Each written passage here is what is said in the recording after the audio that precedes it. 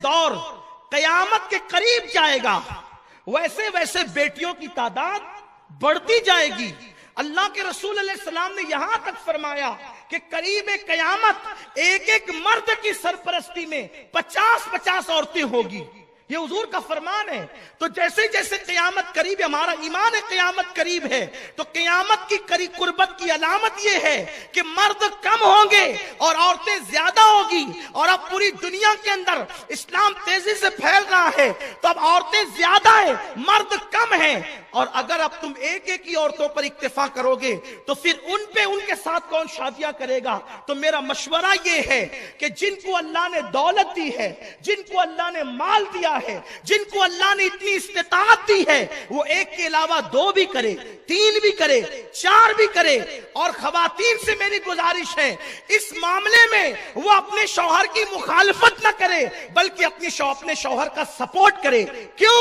اس لیے کہ آج کی عورتوں کی سوچ اتنی گندی ہو چکی ہے کہ وہ شوہر کو زنا کرتے ہوئے دیکھنا تو پسند کرتی ہے مگر شوہر کو دوسرا نکاح کرتا ہوا دیکھنا پسند نہیں کرتی۔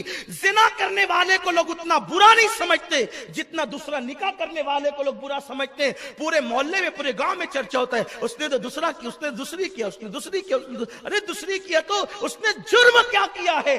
اسلام نے اجازت دی ہے مثنی و ثلاثہ و رباع، اور اللہ فرماتا ہے کہ 2 2 3 3 4 4 کر سکتے ہو۔ غوث پاک کی 4 بیویاں تھی، غریب نواز کی 2 بیویاں تھی۔ اسی طریقے سے ہمارے حضور صلی اللہ علیہ وسلم نے کثرت سے ازواج کیا، اور اسی طریقے سے حضرت سلیمان علیہ السلام کی تو درجنوں بتائی جاتی ہے۔ تو یہ عیب کی بات نہیں ہے۔ اس لیے عورتوں کو چاہیے کہ تمہارا شوہر کسی کے ساتھ ناجائز تعلقات قائم کر کے زانی کہلا کر دنیا میں ذلیل ہو اور آخرت میں جہنم میں جائے، اپنے شوہر سے کہو دوسری تیسری کر تاکہ دنیا میں بھی تجھے عزت ملے اور آخرت میں بھی تو جہنم سے بچ جائے۔ اس لیے کہ ہر شوہر ایک ہی بیوی پہ اکتفا نہیں کر سکتا، ایک بیوی کے بعد بھی اس کی پیاس بچتی ہے، تو اس کو بجھانے کے لیے جائز راستے دو تاکہ زنا کے اڈوں پہ نہ